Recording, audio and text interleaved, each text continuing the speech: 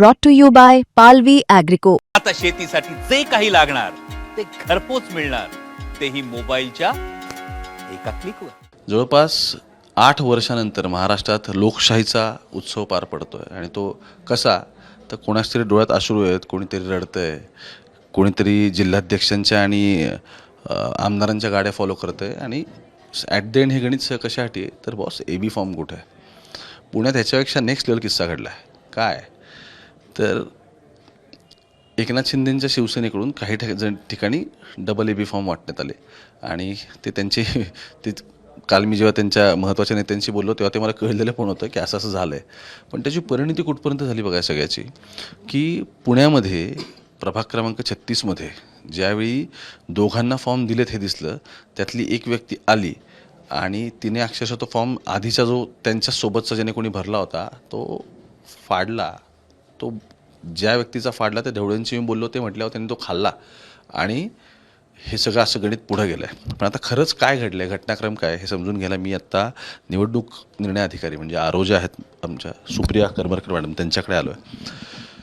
मला थोडंसं सुरुवातीपासून समजून सांगाल की कालपासून प्रक्रिया होती, काल सगळ्यांनी फॉर्म तुमच्याकडे सबमिट करायचे होते आणि त्यानंतर हा प्रकार घडेपर्यंतची नक्की एक्झॅक्टली काय घटनाक्रम आहे थोडं सांगाल. आज 31 तारखेला आपला छाननीचा दिवस निर्धारित केलेला होता. तर आज आपली तिन्ही प्रभागांची 36, 37 आणि 38 छाननी प्रक्रिया जी आहे एका मागोमाग एक 11 ते 2 या वेळात साधारण पार पडली.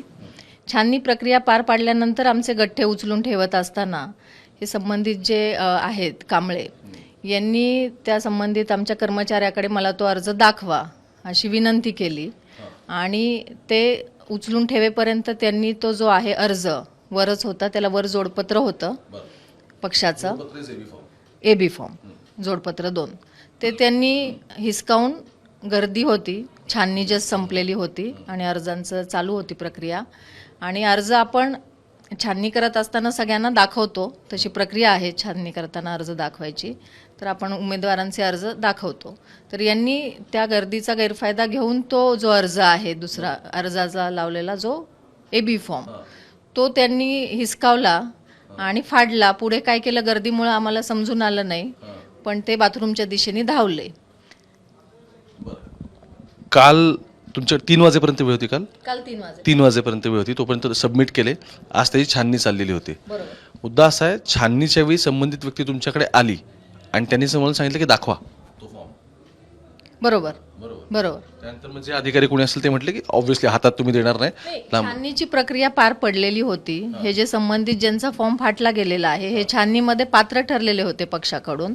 त्यांचा फॉर्म ढवळे आपल्याकडे त्यांचा फॉर्म आधी प्राप्त झाल्यामुळे 29 तारखेला त्यांचा फॉर्म होता आणि त्यांनी AB फॉर्म देखील काल आधी आणून दिलेला होता. हे जे दुसऱ्या व्यक्ती आलेले आहेत त्यांनी ते छाननी प्रक्रिया संपत आल्यानंतर तो दाखवायची विनंती केली आणि कर्मचाऱ्याकडून तो खेचून घेतला वरच्यावर असलेला फॉर्म आणि तो फाडला आणि ते बाथरूमच्या दिशेने धावले. पण एक जस्ट कायदा म्हणून समजून घ्यायचे की अशी प्रोव्हिजन आहे, समजा आपण दोघं एखाद प्रभागामध्ये उमेदवार असू, मी पण फॉर्म भरायला आलोय, तुम्ही पण फॉर्म भरायला आलोय आणि छाननीच्या वेळी मी तुमचा फॉर्म दाखवा हे अधिकाऱ्याला सांगू शकतो. हो, हे कायद्यात आहे, हो, त्यामध्ये काही प्रॉब्लेम नाही. बरं. आणि मग त्यांनी तो फाडला, म्हणजे पहिलंच त्याला AB फॉर्म लावला, तो फाडला आणि ते पळाले बाथरूमच्या दिशेने.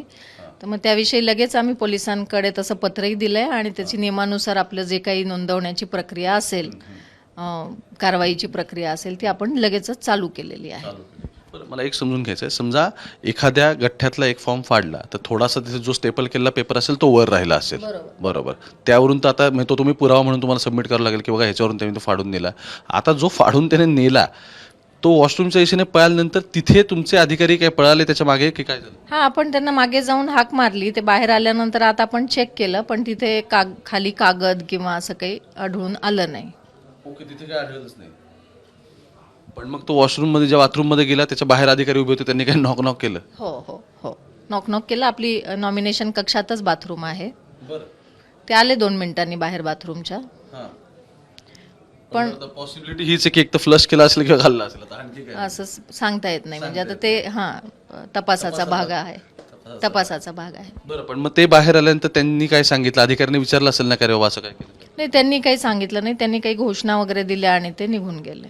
घोषणाबाजी पण केली त्यानंतर? हो. गंमत आहे सगळ्यातली अशी, मी ज्यांचा फॉर्म घेऊन गेले ते फाटला आहे त्या ढवळ्यांकडे पण गेलो होतो. त्यांची मुलाखत तुम्हाला बघायला मिळेल. मी त्यांचा इंटरव्ह्यू पण केला. ढवळ्यांचं असं म्हणणं आहे की मी दुपारी 2:30 ते 3 चेअरमॅन फॉर्म 2:30 फॉर्म भरलेला होता. आता मला एक समजून घ्यायचं आहे की एकाच पक्षाने 2 AB फॉर्म दिलेत, ही तर पक्षाने काय केलं असेल तर त्यांचा घोळ झाला. मुद्दा असा आहे, ॲज अ आरो म्हणून तुम्ही यातला कोणता फॉर्म कन्सिडर करणार? म्हणजे ज्याने आधी भरला आहे, ज्याचा फाटला आहे जो आता नाही आहे, तो मे बी त्याच्या झेरॉक्स किंवा त्याची बाकी कॉपी असेल तो, की दुसरी जी व्यक्ती तुम्हाला हे सांगते की पक्षाने मला अधिकृत लेटर दिलेलं आहे आणि त्यांचा अधिकृत उमेदवार मी आहे? हे जे फॉर्म्स होते ह्याची छाननी प्रक्रिया ऑलरेडी पूर्ण झालेली होती आणि ही जी 36ची छाननी प्रक्रिया आहे याच्यामध्ये जो सुरुवातीला आलेला त्या पक्षाकडचा फॉर्म होता तो पात्र होऊन त्या पक्षातर्फे आपण जाहीरही केलेला होता आणि जो नंतर आलेला होता फॉर्म कांबळेंचा ज्याच्याबरोबर देखील जोडपत्र होतं तो आपण अर्ज तर पात्र आहे पण तो अपक्ष असा तो आपण डिक्लेअर केलेला होता. त्यामुळे जो ऑलरेडी छाननी झालेलाच अर्ज होता आणि त्याचं छाननी झालेल्या अर्जातनं त्यांनी ते फाडून नेलेलं आहे. ओके, म्हणजे मच्छिंद्र ढवळे हे आधी आलेले होते, त्यांचा फॉर्म कन्सिडर झाला, छाननीमध्ये तो पात्र झाला. मुद्दा क्रमांक 1. त्यांचा फॉर्म फाडून नेला कोण? ह्या उद्धव कांबळे नावाच्या व्यक्तीने. उद्धव कांबळेंशी फोनवर बोललो.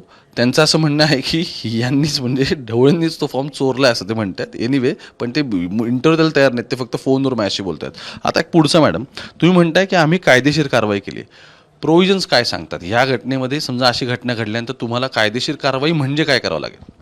नाही, इथे निवडणुकीच्या कामात सरकारी कामात अडथळा आणला किंवा निवडणुकीच्या कस्टडीतले जे कागदपत्र आहेत ती फाडण्याचा चोरण्याचा नाही, कॉन्फिडन्शियल नाही. उमेदवारांची शपथपत्र आपण सगळी बाहेर वेबसाईटवरही पब्लिश करतो आणि आपण दररोज बाहेर आपण ती नोटीस बोर्डवर प्रसिद्धही करतो. त्यामुळं फक्त ही आमच्या म्हणजे सरकारी कार्यालयातली आमच्या कस्टडीतली कागदपत्र होती आणि दुसऱ्या व्यक्तीची जी होती फाईल त्याच्यामधून त्यांनी त्यातनं काही कागद फाडायचा प्रयत्न केलेला आहे. मग आता तुम्ही या संदर्भात पत्र लिहिले पोलिसांना? हो हो हो, पोलिसांना पत्र सबमिट. नियमानुसार जी काही कारवाई आहे ते. साधारण काय काय तुम्ही त्यामध्ये अपेक्षित आहे की काय प्रसंग घडलाय सांगितलं असेल आणि आणखी कोणत्या डिटेल्स आहेत की ज्या आल्या पाहिजे? नाही, हा प्रसंग दिलेला आहे आणि याच्यावर काय कारवाई करता येईल, नियमानुसार कुठले कलम लागू शकतील. जसं सरकारी कामात अडथळ्याचं तर आहेच आहे, त्याशिवाय निवडणुकीच्या अनुषंगाने देखील कुठली लागू शकतील हे थोडंसं चर्चा करून आम्ही ठरवत आहोत. तुम्ही आरोहात म्हणून एक प्रश्न विचारतो की अशा प्रसंगामध्ये ज्या माणसाने कृत्य केलं त्याची उमेदवारी जाऊ शकते का? किंवा त्याच्यावरती काही इश्यू होऊ शकतात की त्यावरती काही? आता छाननीमध्ये त्याचा अर्ज पात्र ठरलेला आहे त्यामुळं सध्या तो पात्र उमेदवार आहे आमच्यासाठी.